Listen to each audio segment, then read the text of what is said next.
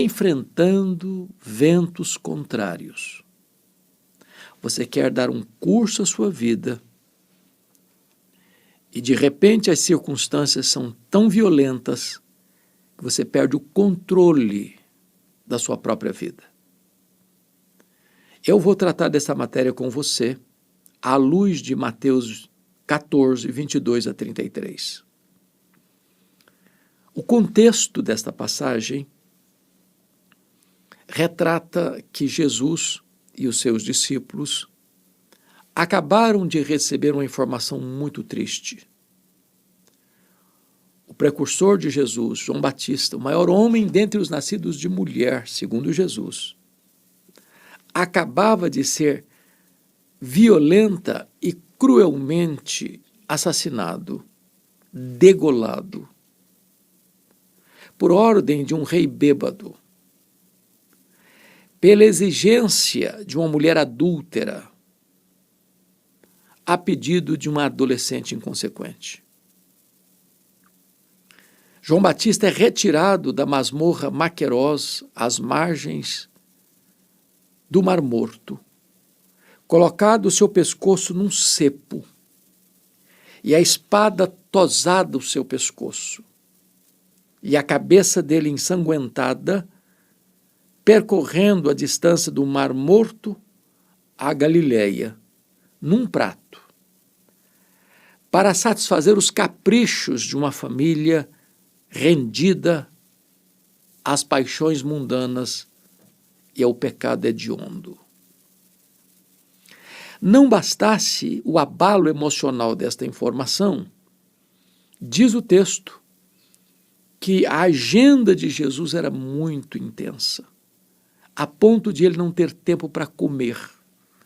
Tamanha quantidade de gente que vinha em busca de cura, de alívio, de uma palavra. Então, em face disso, Jesus toma a decisão de sair com seus discípulos para um lugar deserto, para um tempo de descanso, para um período de férias. Com isso, Jesus valida férias. Férias não é luxo, é necessidade. Porém, quando eles chegam nesse local, a multidão havia descoberto o plano, não sei quem vazou a informação. Mas, ao chegarem lá, as multidões já estavam lá. E Jesus olha para essa multidão, essas multidões, está no plural, e se compadece deles como ovelhas sem pastor, e Jesus passa a curar os enfermos deles. Os discípulos pedem a Jesus para despedir a multidão. Era deserto, não tinha padaria por perto, não tinha lugar de comprar comida por perto, a noite estava chegando. E Jesus, então, diz para os discípulos, dai-lhes vós mesmos de comer.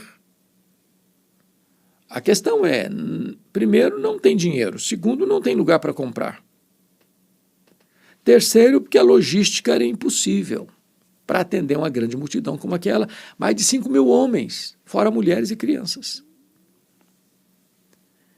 E então, um garotinho que estava no meio da multidão tinha levado o seu lanche pessoal, 5 pães e 2 peixinhos. Mas o que era aquilo para tanta gente?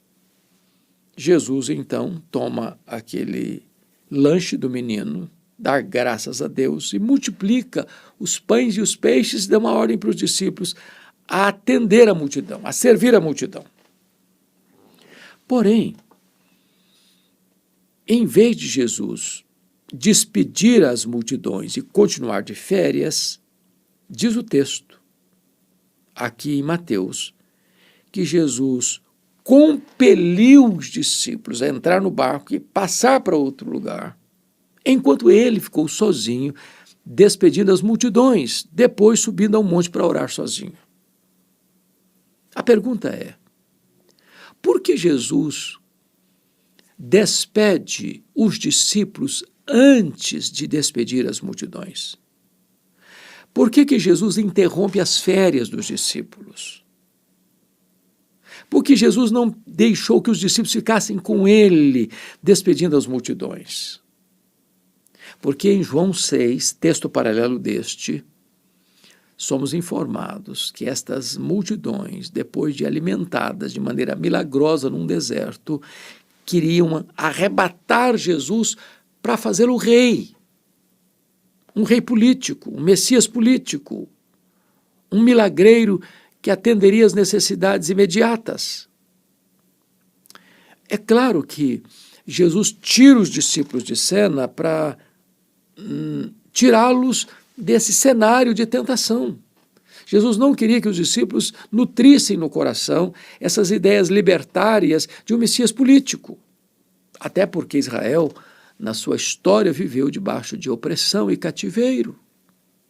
400 anos no Egito como escravos, 40 anos no deserto, 7 anos de conquista e os 330 anos do período dos juízes, Israel viveu oprimido pelos inimigos à porta. Depois vem a monarquia com Saul, Davi, Salomão. Israel enfrentou guerras, opressão dos seus inimigos.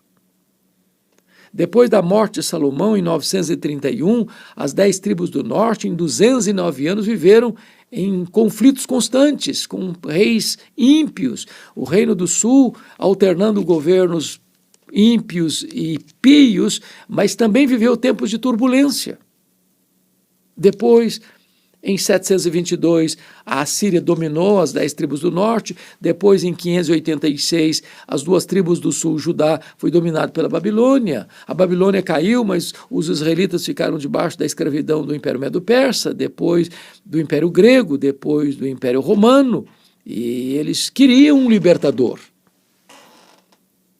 Mas Jesus não quer que eles passem por esta tentação. Compele-os a sair de cena. Jesus também despediu os discípulos para que ele sozinho, lá do monte, vendo-os em dificuldade, estivesse orando por eles. Agora, tudo o que você espera, já que as férias foram frustradas, é que pelo menos, o caminho de volta para casa seja tranquilo. Mas não foi o que aconteceu. Quando eles foram compelidos a entrar no barco e a voltar para casa, e veja que compelir não é pedir, não é aconselhar, é obrigar. É que tudo dê certo, pelo menos para voltar para casa. E aqui entra, então, algumas lições que eu quero compartilhar. Porque depois de muitos estádios da terra, eles foram açoitados por um vendaval, ventos contrários. Ventos contrários. O roteiro, o percurso era pequeno. Você sabe que o Mar da Galileia é um lago de águas doces, de 21 quilômetros de comprimento por 14 de largura, e a viagem não seria de norte a sul do lago, mas do leste ao oeste. Então, ou do oeste para o leste. Então, eles começam a navegar e chega a tempestade, chegam os ventos contrários. E eles estão já na madrugada e o barco está rodopiando no meio do mar, sem avançar. A morte mostrando a carranga para eles. O perigo iminente, a solução não se vê. E aqui, então, eu quero compartilhar algumas lições com vocês. Primeiro, é que quando Jesus nos empurra para o miolo de uma tempestade, temos que entender o propósito. Há 2 tipos de tempestades. A primeira tempestade é a tempestade da disciplina. Foi o que Deus fez com Jonas. Mandou uma tempestade atrás dele. Não para destruí-lo, mas para trazê-lo de volta. Crente desviado é endereço certo de tempestade. Deus vai mandar a tempestade atrás de você, não para destruir você, para trazer você de volta. O segundo tipo de tempestade é a tempestade para o amadurecimento e crescimento. é essa aqui. Jesus queria ensinar-lhes uma lição tão grande, tão profunda, e eles precisariam passar por essa tempestade pedagógica para que entendessem quão grande era o próprio Jesus. E eles afirmaram isso no verso 33. Verdadeiramente és o Filho de Deus. E o adoraram. Então, entenda uma coisa. Se o Senhor está levando você para um cenário tempestuoso, é porque Ele vai fazer o caminho dele na tempestade para acessar o seu coração, para abrir os olhos espirituais e ensinar a você verdades tão profundas que de outra maneira você não aprenderia. Segundo, ponto importante, Jesus sempre vem ao nosso encontro quando nós estamos enfrentando uma tempestade. Ele não desampara os seus.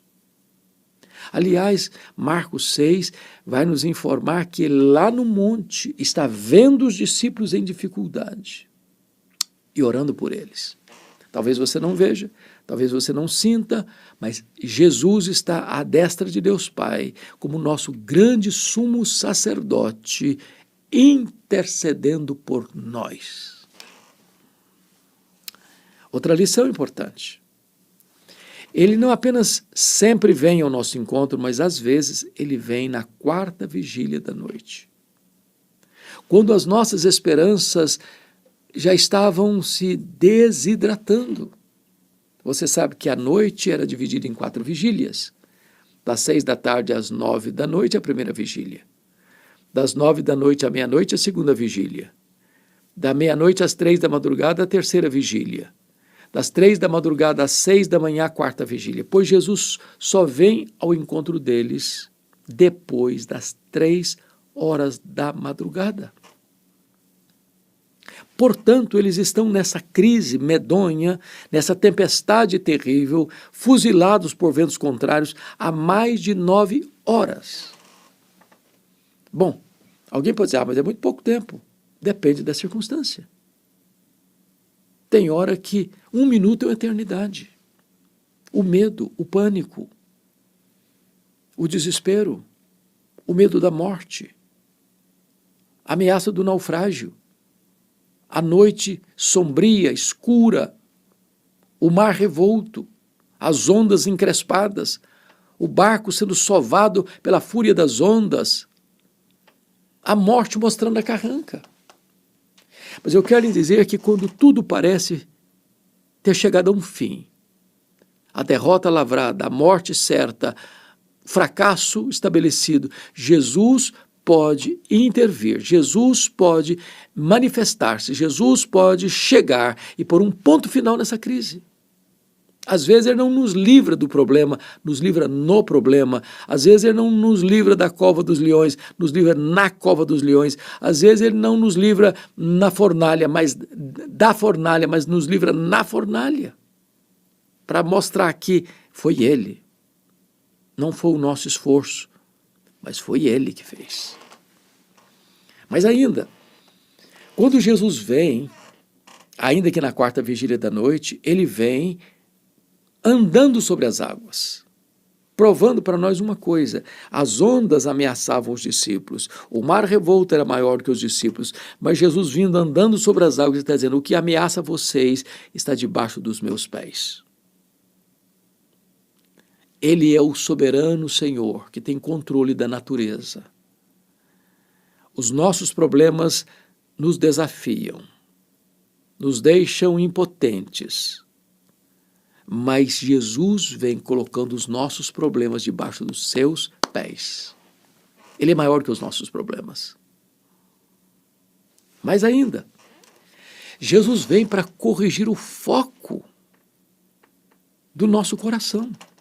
Às vezes perturbado, porque veja você uma noite escura, tempestuosa. De repente um relâmpago risca os céus com a sua luz, e aquele facho de luz mostra alguém andando sobre o mar. Nunca ninguém andara sobre o mar. E eles que estavam cercados de uma região mística, sincrética, gentílica, logo gritam: um fantasma, é um fantasma. E agravam ainda mais o seu problema. Acrescentam mais um fator de medo. E Jesus responde para eles: tende bom ânimo, sou eu. Não tenham medo. Isso é maravilhoso. Porque antes de Jesus acalmar a tempestade, ele acalma os discípulos. Sabe por quê? Porque tem duas tempestades. Uma fora, outra dentro. Uma circunstância, outro sentimento. Tem hora que Jesus acalma a primeira tempestade. Tem hora que ele acalma primeiro o coração. Não adianta você acalmar a tempestade se o coração está tempestuoso. É preciso acalmar. Tem bom ânimo. Como é que você lida com medo? Não tema, não tenha medo. O único antídoto para você vencer o medo é a consciência de que Jesus chegou, de que ele é maior que o seu problema. E quando ele chega, o problema não tem mais força para derrotar você. Mas ainda,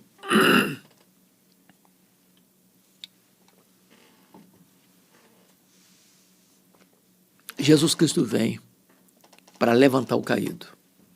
Porque Pedro disse para Jesus: se és tu, Senhor, manda-me ir ter contigo por sobre as águas. Às vezes nós censuramos Pedro. Mas Pedro é o camarada que fazia para depois pensar. Ele era arrojado. E Jesus disse: pode vir, Pedro.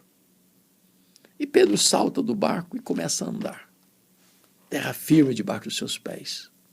Até que num dado momento, ele tira os olhos de Jesus e, reparando, porém, na força do vento, teve medo e começou a afundar. Todas as vezes que você e eu tiramos os olhos de Jesus e colocamos os olhos nas circunstâncias medonhas que estão à nossa volta, nós também afundamos. Tirar os olhos de Jesus é naufrágio certo. E Pedro, diz a Bíblia, que não tenta se livrar daquele afogamento usando a sua estratégia. Não, ele gritou imediatamente: socorro, socorre-me, Senhor. E Jesus agora não espera mais tempo, não. Prontamente estendeu a mão, o levantou e disse para ele: homem de pequena fé, por que duvidaste? Ou seja, Pedro não foi vencido pelas ondas. Pedro foi vencido pela incredulidade. Pedro não afundou porque o mar estava bravo. Ele afundou porque tirou os olhos de Jesus. O que nos traz derrota e fracasso não é o gigantismo do problema, é tirarmos os olhos de Jesus. Então Jesus vem para levantar o caído. E mais, ele vem para acalmar a tempestade da vida. Porque ambos subiram para o barco e houve grande bonança. Jesus acalma o coração, Jesus acalma a circunstância.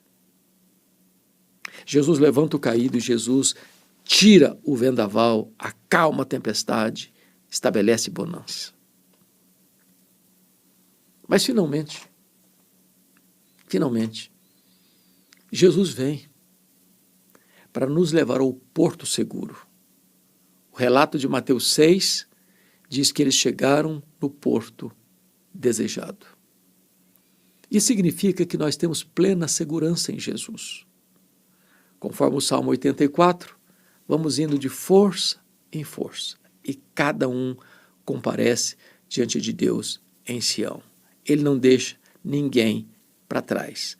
Aquele que começou a boa obra em nós vai completá-la até o dia de Cristo Jesus. O Senhor Jesus não vai perder nenhuma das suas ovelhas, nenhum dos seus cordeiros. aqueles que são dele estão seguros nas mãos dele. O diabo não pode tocar.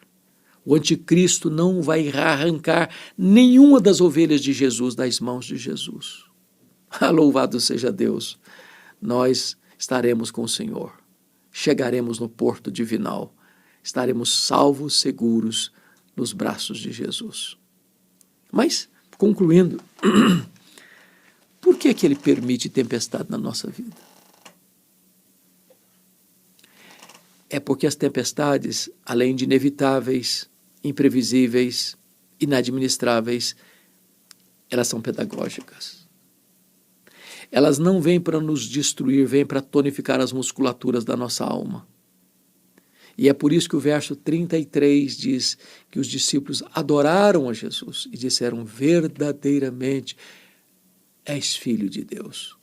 É claro que eles já sabiam disso. É claro que eles já conheciam a Jesus como filho de Deus. Mas agora eles têm uma experiência mais profunda. Agora eles têm um upgrade na sua fé. Agora eles têm uma consciência maior, mais profunda de quem é de fato Jesus e de quão grande é o seu poder, de quão gloriosa é a sua presença, que sempre vem ao nosso encontro, ainda que na quarta vigília da noite, colocando os nossos problemas debaixo dos seus pés, nos dando a oportunidade de superar os problemas olhando para Ele, mas nos restaurando quando desviamos os olhos dele, acalmando o vendaval da nossa vida e nos conduzindo salvos e seguros ao porto divinal. Os ventos contrários, por um tempo, nos intimidam, mas eles se acalmam e nós avançamos. Que esta mensagem alcance o seu coração. Que esta mensagem console a sua alma.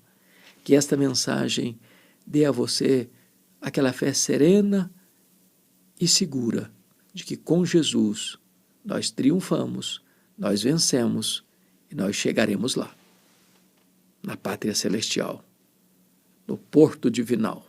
Deus abençoe sua vida. Deus abençoe seu coração. Se você puder, compartilhe essa mensagem com outras pessoas. Se ainda não fez, ou seja, se inscrever neste canal, ajude-nos, inscreva-se e nos ajude a levar essa mensagem a muitas outras pessoas.